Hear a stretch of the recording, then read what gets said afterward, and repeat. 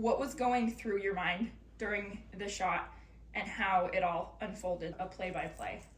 Well, it was a play that really came out of nowhere. During the game, things just happened. And I was on the bench, and the line in front of me was Pavlich, Schneider, and Harrington. And Buzzy came off a little early, so I jumped over the boards. And I was jumping over the boards. The puck was in the corner. John Harrington was able to get to the puck first, tipped it up to Mark Pavlich. I was coming over the red line, just inside the red line at that time, and Pav got the puck across the blue line. He passed it across to me. And it's amazing how many things go through your mind in a short period of time, but the defenseman was in front of me. And Davey Christian and I think it was Billy Baker and Harrington were kind of on my left going towards the net. And the defenseman was in front of me, and I thought if he stayed, I was going to use him as a screen and shoot. If he came at me, I was going to try to get by him to somebody going to the net.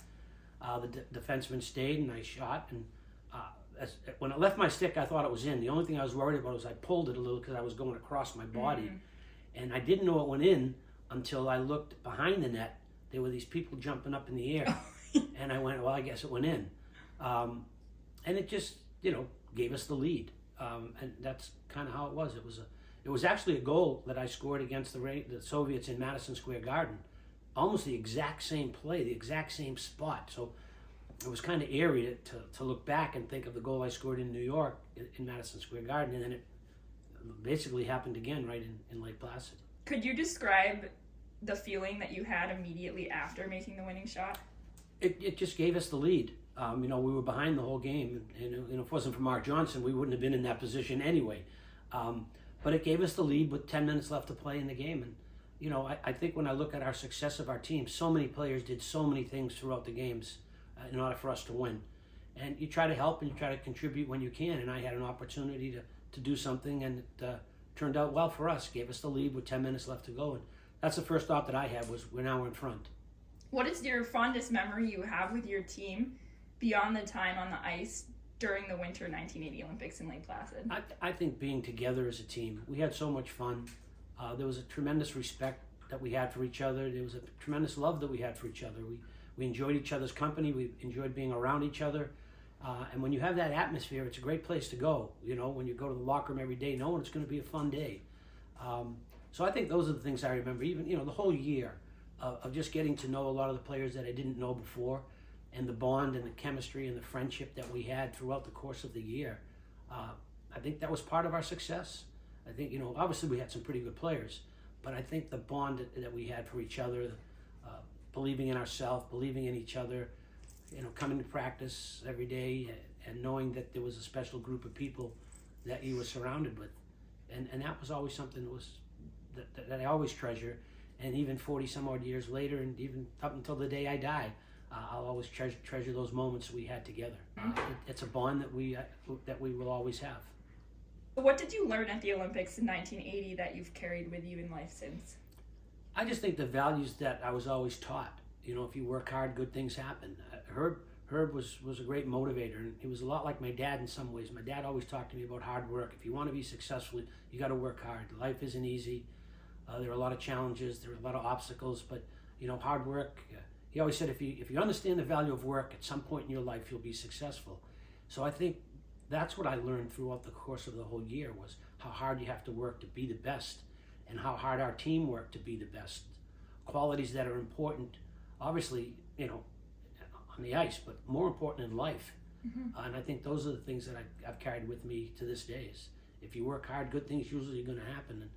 And be a good person, be a good neighbor, be a good brother, be a good sister. Things that I taught my own kids. So I think those values are so important, and the value of hard work and being a good person are very important. How has being a captain played over into being a family man? Being the captain of that team wasn't a big deal to me.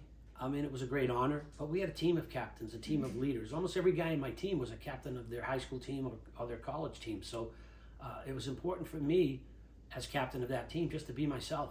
You can't change, well, I'm the captain, I'm going to do things differently. So if all of a sudden you change, then your teammates look at you and go, what happened to Mike?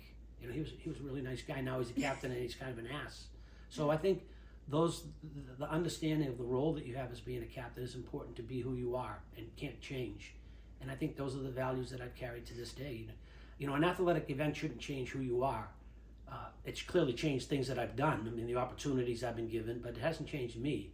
And I think that's important to understand, that success shouldn't change the type of person that you are or the values that you have, that you were taught growing up. So being the captain of the team just reassured everything that I've always believed in is if you're a good person and you work hard, good things are going to happen to you. And I think those are the qualities that I'll always take with me.